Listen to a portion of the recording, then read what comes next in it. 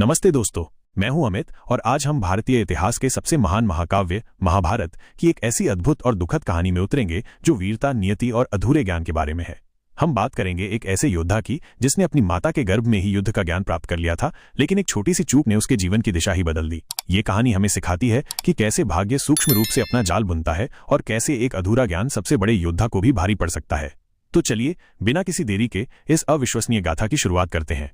अभिमन्यु का जन्म उस समय हुआ जब पांडव अपने वनवास के अंतिम वर्षों में थे। उनके पिता अर्जुन, जो भगवान कृष्ण के प्रिय सखा और शिष्य थे, अपनी पत्नी सुभद्रा के साथ द्वारका में रह रहे थे। सुभद्रा भगवान कृष्ण की बहन थी और उनकी शादी अर्जुन से एक नाटकीय परिस्थितियों में हुई थी जिसमें स्वयं कृष्ण ने सहायता की थी। यह एक सर्वविदित कथा है कि अभिमन्यु को अपनी माता के गर्भ में ही चक्रव्यूह भेदने का ज्ञान प्राप्त हो गया था। ये कैसे हुआ? एक दिन भगवान कृष्ण सुभद्रा को विभिन्न युद्ध कलाओं और व्यूहों के बारे में बता रहे थे। वे चक्रव्यूह के बारे में भी विस्तार से बता रहे थे कि उसे कैसे भेदा जाता है, उसके अंदर कैसे प्रवेश किया जाता है और उसे तोड़ने के तरीके क्या हैं। सुभद्रा, जो उस समय गर्भवती थीं, एकाग्रचित होकर सुन रही थीं। शिशु अभिमन्यु, जो उनके गर्भ में था, भी ये सब सुन रहा था और ज्ञान आत्मसात कर रहा था। लेकिन कहानी में एक मोड़ आया। जब कृष्ण चक्रव्यूह से बाहर निकलने की विधि बता रहे थे, सुभद्रा को नींद आ गई। इस कारण अभिमन्यु केवल चक्रव्यूह में प्रवेश करना और उसे भेदना सीख पाया, लेकिन उससे बाहर निकलने का तरीका नहीं जान पाया। यही ज्ञान अधूरापन उसकी नियति का सबसे बड़ा कारण बना। यही घटना यह दर्शाती है कि नियति किस प्रकार सूक्ष्म रूप से अपने जाल बुनती है। पांडवों के लिए आशा की किरण। अभिमन्यु का जन्म पांडवों के लिए एक बड़ी खुशी और आशा का प्रतीक था। वे लंबे समय से वनवास झेल रहे थे और कौरवों के अत्याचारों से पीड़ित थे। ऐसे समय में अर्जुन जैसे महान योद्धा का पुत्र, जो कृष्ण के मार्गदर्शन में जन्म ले रहा था, भविष्य में धर्म की स्थापना के लिए एक महत्वपूर्ण कड़ी माना गया। उसका जन्म न केवल एक पुत्र का जन्म था, बल्कि एक ऐसे योद्धा का भी जन्म था जो धर्म युद्ध में महत्वपूर्ण भूमिका निभाने वाला था। उसके नाम अभिमन्यु का अर्थ है जो अत्यधिक वीर और क्रोधित हो। यह नाम उसके भविष्य के व्यक्तित्व और उसके शौर्य को पूरी तरह से दर्शाता था। अभिमन्यु का पालन पोषण और शिक्षा। अभिमन्यु का पालन पोषण द्वारका में भगवान कृष्ण और अर्जुन के प्रत्यक्ष संरक्षण में हुआ। कृष्ण स्वयं उसके मामा थे और अर्जुन उसके पिता, जिससे उसे बचपन से ही सर्वश्रेष्ठ गुरुओं और मार्गदर्शन का सौभाग्य मिला। कृष्ण ने उसे न केवल युद्ध कलाओं का ज्ञान दिया, बल्कि उसे धर्म और नैतिकता के मूल्यों से भी परिचित कराया। वे जानते थे कि अभिमन्यु का जीवन छोटा होगा लेकिन प्रभावशाली होगा, इसलिए उसे कम समय में ही अधिक से अधिक ज्ञान और कौशल से परिपूर्ण करना आवश्यक था। भगवान कृष्ण के बड़े भाई बलराम, जो गदा युद्ध में अत्यंत निपुण थे, उन्होंने अभिमन्यु को गदा चलाने की कला सिखाई। बलराम का गदा युद्ध का कौशल अद्वितीय था और अभिमन्यु ने उनसे ये कला सीखकर उसे और भी निखारा। इसके अतिरिक्त कृष्ण के पुत्र प्रद्युम्न, जो स्वयं एक कुशल योद्धा और दिव्यास्त्रों के ज्ञाता थे, उन्होंने भी अभिमन्यु को विभिन्न दिव्यास्त्रों का प्रयोग करना सिखाया। प्रद्युम्न ने उसे तीरंदाजी, तलवारबाजी और अन्य युद्ध कौशल में भी पारंगत किया। अभिमन्यु की शिक्षा केवल युद्ध कला तक सीमित नहीं थी। उसे वेद, उपनिषद, राजनीति और धर्मशास्त्रों का भी ज्ञान दिया गया ताकि वो एक पूर्ण योद्धा और शासक बन सके। उसका मस्तिष्क बहुत तेज था और उसने बहुत कम उम्र में ही इन सभी क्षेत्रों में महारत हासिल कर ली थी। अभिमन्यु की अद्भुत सीखने की क्षमता। अभिमन्यु की सीखने की क्षमता अद्भुत थी। वो अपने गुरुओं द्वारा सिखाए गए हर पाठ को बहुत जल्दी आत्मसात कर लेता था। उसके गुरु भी उसकी प्रतिभा से चकित थे। वो बचपन से ही निडर और साहसी था और युद्ध के मैदान में जाने के लिए हमेशा उत्सुक रहता था। उसकी आंखों में एक ऐसी चमक थी जो उसके भविष्य के शौर्य की कहानी कहती थी। अभिमन्यु का विवाह उत्तरा से। कुरुक्षेत्र युद्ध से ठीक पहले, जब पांडव विराट नगरी में अपने अज्ञातवास के अंतिम वर्ष में थे, तब अभिमन्यु का विवाह उत्तरा से हुआ। उत्तरा मत्स्य देश के राजा विराट की पुत्री थीं। इस विवाह का प्रस्ताव स्वयं भगवान कृष्ण ने रखा था। यह विवाह न केवल दो महान परिवारों का मिलन था, बल्कि पांडवों के लिए एक महत्वपूर्ण राजनीतिक गठबंधन भी था। राजा विराट ने पांडवों को अपने अज्ञातवास में आश्रय दिया था और ये विवाह उनके संबंधों को और मजबूत करता था। ये विवाह एक बड़े उत्सव के साथ संपन्न हुआ, जिसमें कृष्ण, बलराम और पांडवों सहित सभी प्रमुख योद्धा और रिश्तेदार शामिल थे। यह विवाह पांडवों के जीवन में कुछ समय के लिए खुशियां लेकर आया, जो लंबे समय से संघर्ष कर रहे थे। अभिमन्यु और उत्तरा का दाम्पत्य जीवन और परीक्षित का जन्म। अभिमन्यु और उत्तरा का दाम्पत्य जीवन बहुत संक्षिप्त था। कुरुक्षेत्र युद्ध छिड़ने में कुछ ही समय बचा था और अभिमन्यु को युद्ध के मैदान में अपनी भूमिका निभानी थी। उनका प्रेम निस्वार्थ और गहरा था, लेकिन नियति को कुछ और ही मंजूर था। उत्तरा गर्भवती थी जब अभिमन्यु युद्ध के लिए निकला और उसने कभी अपने पुत्र परीक्षित का मुख नहीं देखा।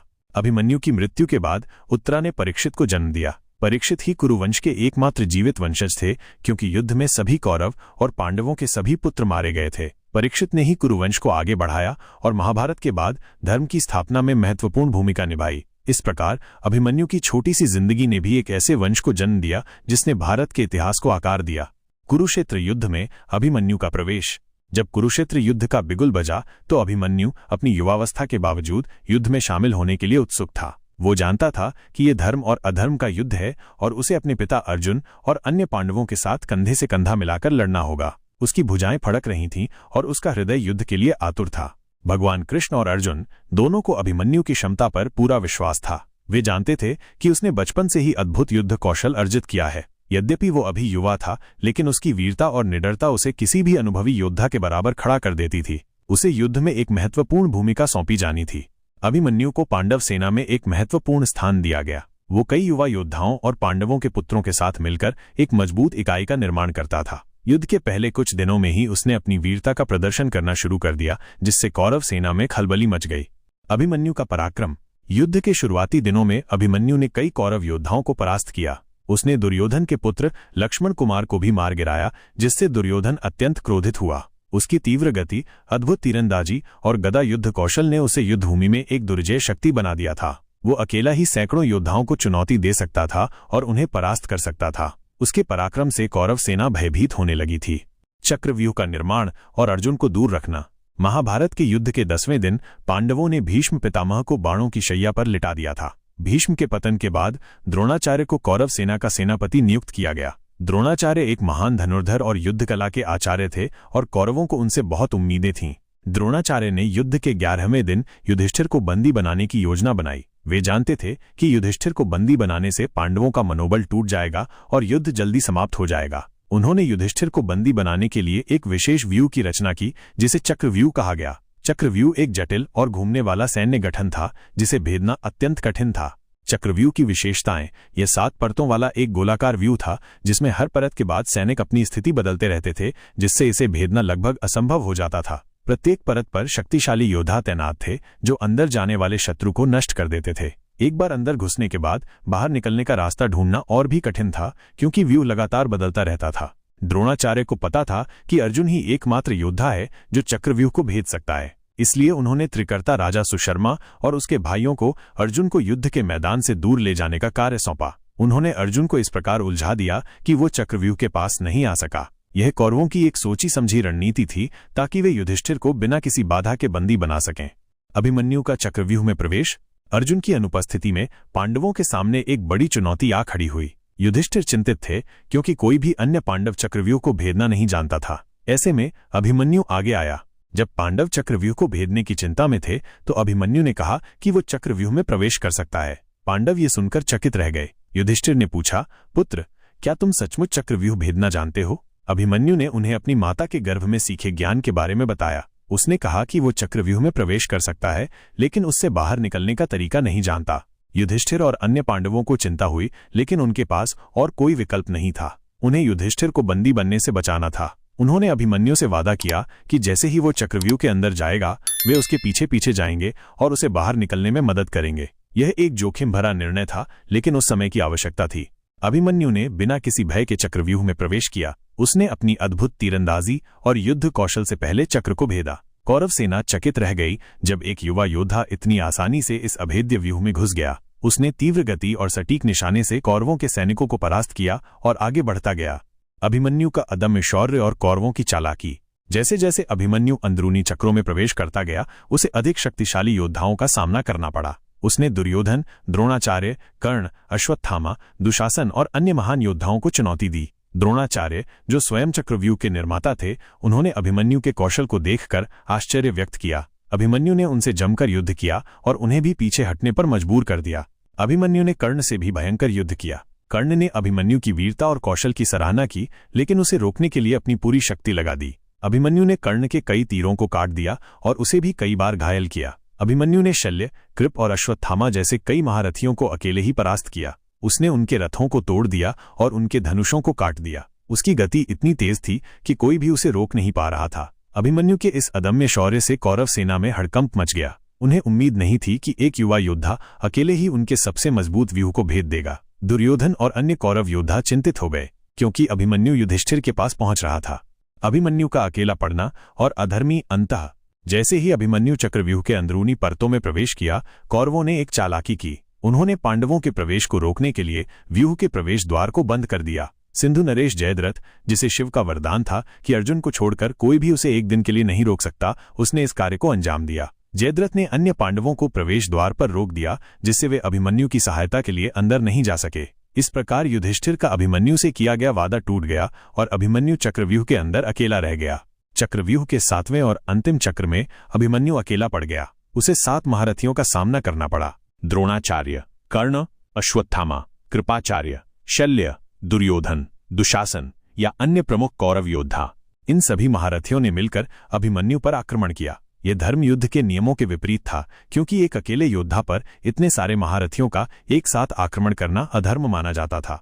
अभिमन्यु ने अपनी पूरी शक्ति से इन सभी महारथियों का सामना किया। उसने अपनी गदा और तलवार से भयंकर युद्ध किया। उसने कई योद्धाओं को घायल किया और कई रथों को तोड़ दिया। वो अपनी आखिरी सांस तक लड़ा, लेकिन नियति को कुछ और ही मंजूर था। द्रोणाचार्य ने कर्ण को अभिमन्यु के रथ के घोड़ों को मारने और उसके सारथी को घायल करने का निर्देश दिया। कर्ण ने ऐसा ही किया, जिससे अभिमन्यु का रथ टूट गया और वह भूमि पर आ गया। इसके बाद महारथियों ने मिलकर अभिमन्यु के कवच को तोड़ दिया और उसके शस्त्रों को नष्ट कर दिया। निहत्था होने के बावजूद अभिमन्यु ने अपनी गदा से युद्ध जारी रखा। उसने दुशासन के पुत्र को गदा युद्ध में मार गिराया, जिससे दुशासन अत्यंत क्रोधित हुआ।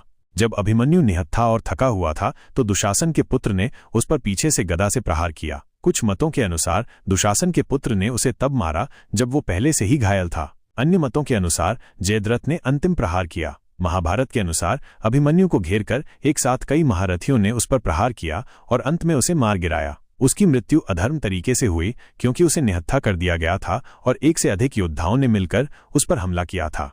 अभिमन्यु का शरीर कुरुक्षेत्र की रणभूमि में पड़ा था। उसके चारों ओर कौरव सेना की विजय ध्वनि गूंज रही थी, लेकिन उसकी मृत्यु ने पांडवों को गहरा आघात पहुंचाया। अभिमन्यु की मृत्यु के बाद का प्रभाव। जब पांडवों को अभिमन्यु की मृत्यु का समाचार मिला तो वे गहरे शोक में डूब गए। अर्जुन, जो अपने पुत्र को बचाने के लिए नहीं पहुंच सका, अत्यंत दुखी और क्रोधित हुआ।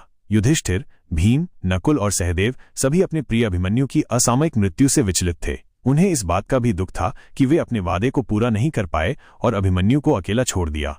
अर्जुन अपने पुत्र की अधर्मी मृत्यु से इतना क्रोधित हुआ कि उसने अगले दिन सूर्यास्त से पहले जयद्रथ को मारने की प्रतिज्ञा ली, क्योंकि जयद्रथ ही वो व्यक्ति था जिसने पांडवों को चक्रव्यूह में प्रवेश करने से रोका था। अर्जुन ने प्रतिज्ञा ली कि यदि वो जयद्रथ को नहीं मार पाएगा तो स्वयं अग्नि समाधि ले लेगा। ये प्रतिज्ञा महाभारत के युद्ध के इतिहास में एक महत्वपूर्ण मोड़ बन गई।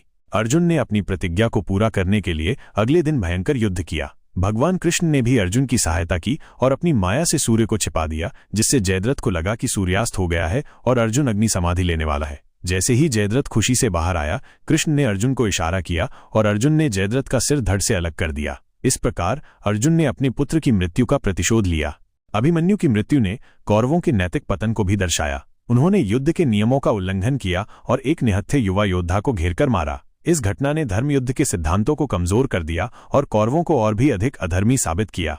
अभिमन्यु की मृत्यु से पांडवों का मनोबल टूटा नहीं, बल्कि उनके भीतर प्रतिशोध की आग और भी तेज हो गई। वे और भी अधिक दृढ़ संकल्प के साथ लड़ने लगे। इस घटना के बाद युद्ध और भी भयंकर हो गया और कौरवों के विनाश की ओर एक और कदम बढ़ गया। अभिमन्यु की विरासत। अभिमन्यु की कहानी केवल एक योद्धा के जन्म और मृत्यु की कहानी नहीं है, बल्कि ये शौर्य, बलिदान, नियति और अधर्म के खिलाफ धर्म की लड़ाई की एक अमर गाथा है। उसकी छोटी सी जिंदगी ने यह सिखाया कि वीरता उम्र की मोहताज नहीं होती और कभी कभी नियति हमें ऐसे मार्ग पर ले जाती है जहां हमारा साहस ही हमारा एकमात्र सहारा होता है। अभिमन्यु ने अपनी अल्पायु में जो पराक्रम दिखाया, वो आज भी हमें प्रेरित करता है। उसका बलिदान हमें ये याद दिलाता है कि धर्म की रक्षा के लिए सर्वोच्च त्याग भी करना पड़ सकता है। महाभारत के युद्ध में अभिमन्यु का योगदान अतुलनीय था और उसकी मृत्यु ने युद्ध के परिणाम को भी गहराई से प्रभावित किया। वो हमेशा महाभारत के सबसे वीर और दुखद पात्रों में से एक के रूप में याद किया जाएगा, जिसकी कहानी हर पीढ़ी को प्रेरणा देती रहेगी। उसकी कथा हमें सिखाती है कि जीवन कितना भी छोटा क्यों न हो, यदि वह धर्म और सत्य के मार्ग पर चला जाए तो वह अमर हो जाता है। अभिमन्यु अमर है, उसकी वीरता और बलिदान हमेशा याद रखे जाएंगे।